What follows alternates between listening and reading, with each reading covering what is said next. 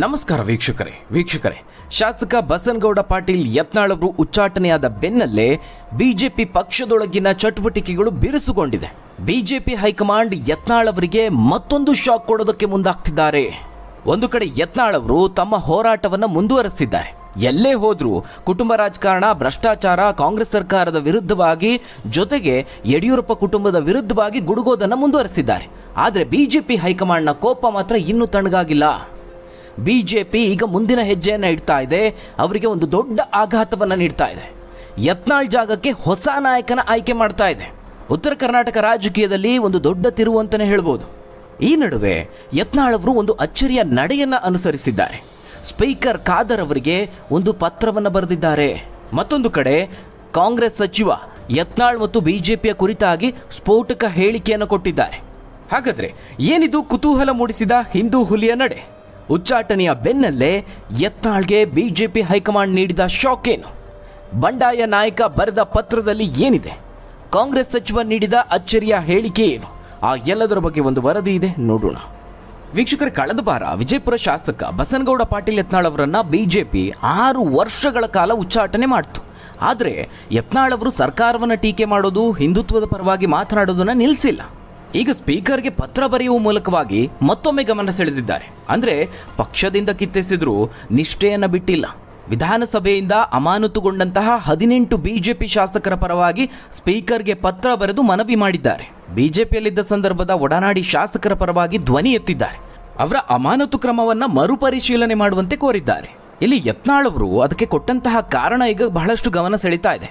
18 ಶಾಸಕರ ಅಮಾನತು ಹಿಂಪಡೆಯುವಂತೆ ಒತ್ತಾಯಿಸಿ ಕರ್ನಾಟಕದ ವಿಧಾನಸಭೆಯ ಗೌರವಾನ್ವಿತ ಸ್ಪೀಕರ್ ಅವರಿಗೆ ಪತ್ರವನ್ನು ಬರೆದಿದ್ದೇನೆ. ಯಾಕಂದರೆ ಅವರಲ್ಲಿ ಹೆಚ್ಚಿನವರು ಮೊದಲ ಬಾರಿಗೆ ಶಾಸಕರಾದಂಥವರು. ಅವರನ್ನು ಅಮಾನತು ಮಾಡೋದು ಅತಿಯಾದ ಮತ್ತು ಕಠಿಣ ಕ್ರಮ ಅಂತ ತಿಳಿಸಿದ್ದಾರೆ. ಅವರು ಪತ್ರದಲ್ಲಿ ಒಂದಷ್ಟು ಮುಖ್ಯವಾದಂತಹ ಕಾರಣಗಳನ್ನು ತಿಳಿಸಿದ್ದಾರೆ. ಪ್ರಜಾಪ್ರಭುತ್ವ ವ್ಯವಸ್ಥೆಯಲ್ಲಿ ಆಡಳಿತ ಪಕ್ಷ ಮತ್ತು ವಿರೋಧ ಪಕ್ಷ ಎರಡೂ ಸಮನಾಗಿ ಪ್ರಮುಖ ಪಾತ್ರವನ್ನು ವಹಿಸುತ್ತೆ. ವಿಧಾನಸಭಾ ಸಭಾಂಗಣದಲ್ಲಿ ನಡೆದಂತಹ ಈ ಪ್ರತಿಭಟನೆಗಳು ಜನರ ಅಭಿಪ್ರಾಯವನ್ನು ಪ್ರತಿನಿಧಿಸುವಂತಹ ಪ್ರತಿಪಕ್ಷದ ಕರ್ತವ್ಯವನ್ನು ತೋರಿಸುತ್ತೆ. ಸದನದಲ್ಲಿ ಶಿಸ್ತು ಮತ್ತು ಶಾಂತಿಯನ್ನು ಉಳಿಸುವಂತಹ ಅಗತ್ಯವಿದೆ ನಿಜ. ಆದರೆ 18 ಶಾಸಕರಿಗೆ, ವಿಶೇಷವಾಗಿ ಅವರು ಹೊಸಬರಾದಂತಹ ಕಾರಣ, ಈ ಜನಪ್ರತಿನಿಧಿಗಳಿಗೆ 6 ತಿಂಗಳ ಗಡುವಿನ ಅಮಾನತು ಬಹಳ ದೊಡ್ಡದಾದಂತಹ ಶಿಕ್ಷೆ, ತೀವ್ರ ಮತ್ತು ಅತಿಯಾದ ಶಿಕ್ಷೆ ಅನ್ನಿಸುತ್ತೆ. ಅಷ್ಟು ಮಾತ್ರ ಅಲ್ಲ, ಈ ನಿರ್ಧಾರದಿಂದಾಗಿ ಅವರ ಕ್ಷೇತ್ರದ ಜನಪ್ರತಿನಿಧಿತ್ವದ ಮೇಲೆ ಪರಿಣಾಮ ಬೀರುತ್ತೆ. ಪ್ರಜಾಪ್ರಭುತ್ವದ ಸಂಕೇತವಾಗಿರುವಂತಹ ಸದನದಲ್ಲಿ ಚರ್ಚೆಗಳನ್ನು ಹತೋಟಿಗೆ ತರುವುದಕ್ಕೆ ಪ್ರಯತ್ನಿಸುತ್ತಿರುವಂತೆ ಭಾಸವಾಗುತ್ತೆ ಅಂತ ಯತ್ನಾಳ್ ಪತ್ರದಲ್ಲಿ ಕಳವಳ ವ್ಯಕ್ತಪಡಿಸಿದ್ದಾರೆ. ಇನ್ನು ಅಮಾನತುಗೊಂಡಂತಹ ಶಾಸಕರು ಕಳೆದ ಕೆಲವು ದಿನಗಳಿಂದ ಸಾಕಷ್ಟು ಒತ್ತಡದಲ್ಲಿದ್ದಾರೆ.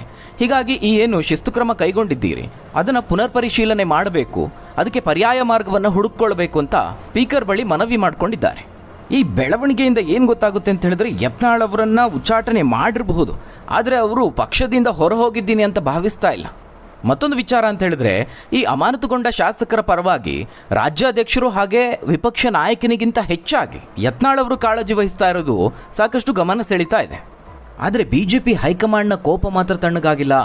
ಈಗ ತನ್ನ ಮುಂದಿನ ಹೆಜ್ಜೆಯನ್ನು ಇಡೋದಕ್ಕೆ ಮುಂದಾಗಿದೆ. ಅಂದರೆ ಯತ್ನಾಳ್ ಅವರ ಉಚ್ಚಾಟನೆಯಾದ ನಂತರದಲ್ಲಿ ಆ ಜಾಗಕ್ಕೆ ಬೇರೆ ನಾಯಕ ಬೇಕಲ್ವಾ? ಆ ಬಗ್ಗೆ ಮೊದಲೇ ಪ್ಲಾನ್ ಮಾಡಿಕೊಂಡು ಯತ್ನಾಳ್ ಅವರನ್ನು ಉಚ್ಚಾಟನೆ ಮಾಡಿದಂತಿದೆ. ಸದ್ಯ ಆ ಜಾಗಕ್ಕೆ ಮತ್ತೊಬ್ಬ ಪ್ರಮುಖನನ್ನು ತರುವಂತಹ ಪ್ರಯತ್ನ ಮಾಡ್ತಾ ಇದೆ.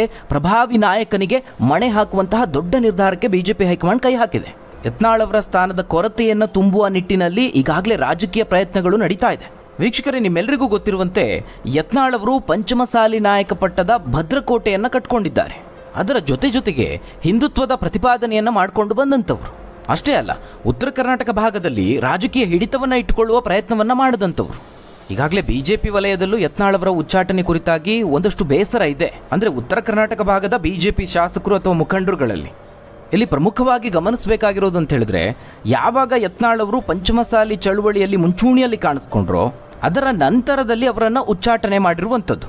ಹೀಗಾಗಿ ಸಹಜವಾಗಿಯೇ ಈ ಪಂಚಮಸಾಲಿ ಹೋರಾಟ ಮಾಡಿದ ನಂತರದಲ್ಲಿ ಯತ್ನಾಳ್ ಅವರನ್ನು ಉಚ್ಚಾಟನೆ ಮಾಡಿಬಿಟ್ರಲ್ಲ ಅಂಥೇಳಿ ಬಿಜೆಪಿ ಮೇಲೆ ತಿರುಗಿ ಬೀಳೋದಕ್ಕೆ ಕಾರಣ ಆಗ್ತಾ ಇದೆ. ಯತ್ನಾಳ್ ಪರವಾಗಿ ನಿಲ್ಲೋದಕ್ಕೆ ಕಾರಣ ಆಗ್ತಿದೆ. ಹೀಗಾಗಿ ಯತ್ನಾಳ್ ಅವರ ಜಾಗಕ್ಕೆ ಬೇರೆಯವರನ್ನು ತರಬೇಕು ಅಂತ ಹೇಳಿದ್ರೆ ಆ ನಾಯಕ ಸಹ ಪಂಚಮಸಾಲಿಗೆ ಸೇರಿದವರೇ ಆಗಿರಬೇಕು. ಸದ್ಯ ಬಿಜೆಪಿ ಹೈಕಮಾಂಡ್ ಇವೆಲ್ಲವನ್ನ ಬಹಳ ಗಂಭೀರವಾಗಿ ಪರಿಗಣಿಸಿದೆ. ಯತ್ನಾಳ್ ಅವರ ನಿರ್ಗಮನದ ನಂತರ ಆ ಒಂದು ಸ್ಥಾನಕ್ಕೆ ಒಬ್ಬ ಅನುಭವ ಇರುವಂತಹ ಪಕ್ವವಾಗಿರುವ ನಾಯಕನನ್ನು ಮುಂಚೂಣಿಗೆ ತರೋದಕ್ಕೆ ತೆರೆಮರೆಯ ಕಸರತ್ತನ್ನು ನಡೆಸ್ತಾ ಇದೆ. ಈಗ ಹೈಕಮಾಂಡ್ ಆಯ್ಕೆ ಮಾಡಿರುವಂತಹ ಆ ನಾಯಕ ಬೇರಾರು ಅಲ್ಲ, ಮುರುಗೇಶ್ ನಿರಾಣಿ.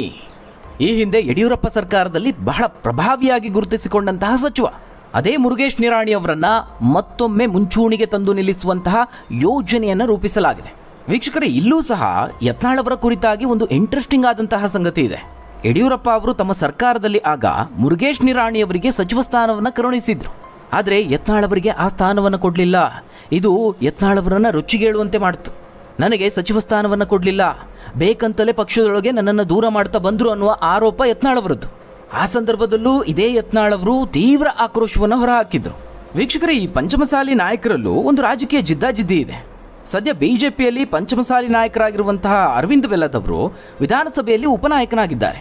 ಇನ್ನು ಸಿ ಪಾಟೀಲ್ ಅವರು ಸಾರ್ವಜನಿಕ ಲೆಕ್ಕಪತ್ರ ಸಮಿತಿಯ ಅಧ್ಯಕ್ಷರಾಗಿದ್ದಾರೆ.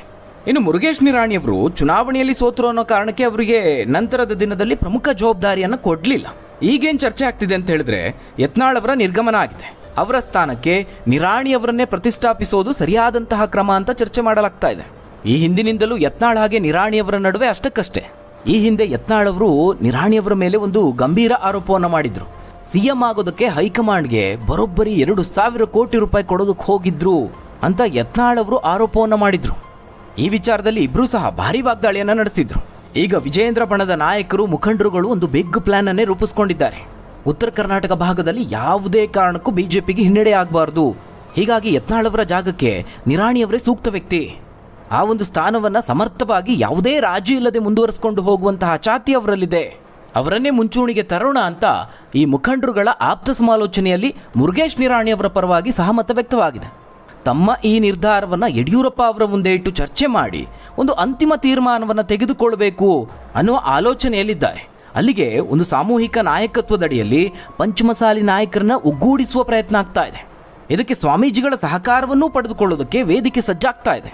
ಹಾಗಂತ ವಿಜಯೇಂದ್ರ ಬಣ ಯತ್ನಾಳ್ ಅವರನ್ನ ನಿರ್ಲಕ್ಷ್ಯ ಮಾಡ್ತಾ ಇಲ್ಲ. ಯತ್ನಾಳ್ ಅವರ ಮುಂದಿನ ಹೆಜ್ಜೆ ನಡೆಯನ್ನು ಬಹಳ ಸೂಕ್ಷ್ಮವಾಗಿ ಗಮನಿಸ್ತಾ ಇದೆ. ಈ ರೆಬೆಲ್ ಟೀಮ್ ಮಾಡಬಹುದಾದಂತಹ ಮುಂದಿನ ಪ್ರಯತ್ನಗಳನ್ನು ಹೇಗೆ ಸೋಲಿಸಬೇಕು, ಅದಕ್ಕೆ ರಾಜಕೀಯ ಪ್ರತಿತಂತ್ರಗಳನ್ನು ಯಾವ ರೀತಿ ಹೆಣಿಬೇಕು, ಈ ಬಗ್ಗೆಯೂ ಗಂಭೀರವಾದ ಚರ್ಚೆ ನಡೆಸಿದ್ದಾರೆ.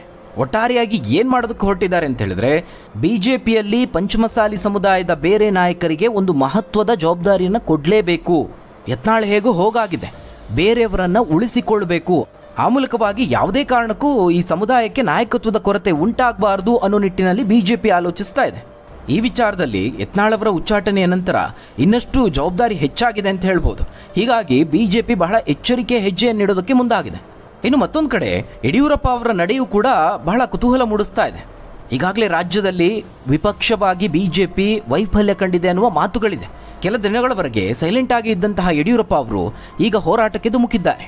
ಅದರಲ್ಲೂ ಇದ್ದಕ್ಕಿದ್ದಂತೆ ಕಾಂಗ್ರೆಸ್ ಸರ್ಕಾರ ಕೈಗೊಂಡಂತಹ ಮುಸ್ಲಿಂ ಮೀಸಲಾತಿಯ ಕುರಿತಾಗಿ ಧ್ವನಿ ಎತ್ತಿದ್ದಾರೆ. ಆರೋಪಗಳ ಪಟ್ಟಿ ಮಾಡಿ ಸುದ್ದಿಗೋಷ್ಠಿಯನ್ನು ನಡೆಸಿ ಕಾಂಗ್ರೆಸ್ ಸರ್ಕಾರದ ವಿರುದ್ಧವಾಗಿ ಗುಡುಗಿದ್ದಾರೆ. ಯತ್ನಾಳ್ ಅವರು ಸಹ ಈ ವಿಚಾರದ ಬಗ್ಗೆ ಕೆರಳಿ ಕೆಂಡವಾಗಿದ್ದರು. ಈಗ ಅವರ ಉಚ್ಚಾಟನೆಯ ಬೆನ್ನಲ್ಲೇ ಇದೇ ವಿಚಾರವಾಗಿ ಸುದ್ದಿಗೋಷ್ಠಿಯನ್ನು ನಡೆಸಿದ್ದು ಬಹಳ ಕುತೂಹಲ ಮೂಡಿಸಿದೆ. ಈ ಎಲ್ಲ ಬೆಳವಣಿಗೆಗಳ ಮಧ್ಯೆ ಕಾಂಗ್ರೆಸ್ ಸಚಿವ ಯತ್ನಾಳ್ ಅವರ ಉಚ್ಚಾಟನೆಯ ಕುರಿತಾಗಿ ಸ್ಫೋಟಕ ಮಾಹಿತಿಯನ್ನು ಬೆಚ್ಚಿಟ್ಟಿದ್ದಾರೆ. ಸಚಿವ ಸತೀಶ್ ಜಾರಕಿಹೊಳಿ ಅವರು ನೀಡಿದ ಹೇಳಿಕೆ ಈಗ ಸಂಚಲನ ಉಂಟು ಮಾಡ್ತಾ ಇದೆ. ಇದಕ್ಕೂ ಮೊದಲು ಯತ್ನಾಳ್ ಅವರು ಹೊಸ ಪಕ್ಷವನ್ನು ಕಟ್ತಾರೆ ಅಂತ ಸುದ್ದಿ ಆಗಿತ್ತಲ್ವಾ, ಇದಕ್ಕೆ ರಮೇಶ್ ಜಾರಕಿಹೊಳಿ ಅವರು ಸ್ಪಷ್ಟನೆ ಕೊಡುವಂತಹ ಪ್ರಯತ್ನವನ್ನು ಮಾಡಿದ್ರು. ಅದು ಕೇವಲ ಊಹಾಪೋಹ ಮಾತ್ರ. ಯತ್ನಾಳ್ ಬಿಜೆಪಿಯನ್ನು ಬಿಟ್ಟು ಹೋಗೋದಿಲ್ಲ, ಪಕ್ಷದಲ್ಲೇ ಮುಂದುವರಿತಾರೆ ಅಂತ ವಿಶ್ವಾಸವನ್ನು ವ್ಯಕ್ತಪಡಿಸಿದ್ರು. ಅಂದರೆ ಯತ್ನಾಳ್ ಅವರು ಬಿಜೆಪಿಗೆ ವಾಪಸ್ ಬರ್ತಾರೆ, ಬೇರೆ ಪಕ್ಷಕ್ಕೇನು ಹೋಗೋದಿಲ್ಲ, ಹೊಸ ಪಕ್ಷವನ್ನು ಕಟ್ಟೋದಿಲ್ಲ. ಅವರು ಹೊಸ ಪಕ್ಷದ ಬಗ್ಗೆ ಹೇಳಿದಂತಹ ಉದ್ದೇಶ ಬೇರೆ ಆಗಿದೆ, ಮಾಧ್ಯಮಗಳಲ್ಲಿ ಬಂದಿರುವ ವಿಚಾರಗಳೇ ಬೇರೆ. ಹೀಗೆ ಯತ್ನಾಳ್ ಅವರು ಬಿಜೆಪಿಗೆ ಮತ್ತೆ ವಾಪಸ್ ಆಗ್ತಾರೆ ಅಂತ ರಮೇಶ್ ಜಾರಕಿಹೊಳಿ ಅವರು ಹೇಳಿದರು. ಈಗ ಸತೀಶ್ ಜಾರಕಿಹೊಳಿ ಅವರು ಸಹ ಅಚ್ಚರಿಯ ಹೇಳಿಕೆಯನ್ನು ಕೊಟ್ಟಿದ್ದಾರೆ. ಇನ್ನೊಂದು ವರ್ಷದೊಳಗೆ ಬಿಜೆಪಿಯವರೇ ಯತ್ನಾಳ್ ಅವರನ್ನು ಪಕ್ಷಕ್ಕೆ ವಾಪಸ್ ಕರೆಸ್ಕೊಳ್ತಾರೆ. ಯತ್ನಾಳ್ ಅವರಿಗೆ ಬಿಜೆಪಿ ಅನಿವಾರ್ಯ, ಬಿಜೆಪಿಯವರಿಗೆ ಯತ್ನಾಳ್ ಅವರು ಸಹ ಅನಿವಾರ್ಯ. ಹಾಗಾಗಿ ಅವರು ಬಿಜೆಪಿಗೆ ಮತ್ತೆ ವಾಪಸ್ ಆಗ್ತಾರೆ. ಅಂತಿಮವಾಗಿ ರಾಜಿ ಸಂಧಾನ ಆಗುತ್ತೆ, ಬೇರೆ ಮಾರ್ಗನೇ ಇಲ್ಲ ಇದಕ್ಕೆ. ಇನ್ನು ಯತ್ನಾಳ್ ಅವರಿಗೆ ಬೇರೆ ಪಕ್ಷ ಎಲ್ಲ ಹೊಂದಾಣಿಕೆ ಆಗೋದಿಲ್ಲ ಅಂತ ಸತೀಶ್ ಜಾರಕಿಹೊಳಿ ಅವರು ಹೇಳಿರುವಂಥದ್ದು. ಒಟ್ಟಾರೆಯಾಗಿ ಈ ಉಚ್ಚಾಟನೆ ವಿಚಾರ ರಾಜ್ಯ ರಾಜಕೀಯದಲ್ಲಿ ಒಂದು ಸಂಚಲನಕ್ಕೆ ಕಾರಣ ಆಯಿತು. ಮುಂದೆ ಯತ್ನಾಳ್ ಅವರ ಭವಿಷ್ಯ ಹಾಗೆ ಬಿಜೆಪಿ ಹೈಕಮಾಂಡ್ ಯಾವ ರೀತಿಯಾದಂತಹ ನಿರ್ಧಾರ ತೆಗೆದುಕೊಳ್ಳುತ್ತೆ ಅನ್ನೋದು ಕುತೂಹಲ ಮೂಡಿಸಿದೆ. ಇದಿಷ್ಟು ರಾಜ್ಯ ರಾಜಕೀಯದ ಒಂದಷ್ಟು ಬೆಳವಣಿಗೆಗಳು. ಹಾಗಾದರೆ ವೀಕ್ಷಕರೇ, ಈ ಬಗ್ಗೆ ನೀವೇನಂತೀರಾ? ಬಿಜೆಪಿ ಯತ್ನಾಳ್ ಅವರನ್ನು ವಾಪಸ್ ಕರೆಸಿಕೊಳ್ಳುತ್ತಾ ಅಥವಾ ಹೊಸ ಪಕ್ಷ ಕಟ್ಟಲೇಬೇಕಾದಂತಹ ಪರಿಸ್ಥಿತಿ ನಿರ್ಮಾಣ ಆಗುತ್ತಾ? ತಪ್ಪದೆ ನಿಮ್ಮ ಅನಿಸಿಕೆ ಅಭಿಪ್ರಾಯವನ್ನು ಕಮೆಂಟ್ ಮೂಲಕವಾಗಿ ತಿಳಿಸಿ. ಧನ್ಯವಾದಗಳು ವೀಕ್ಷಕರೇ.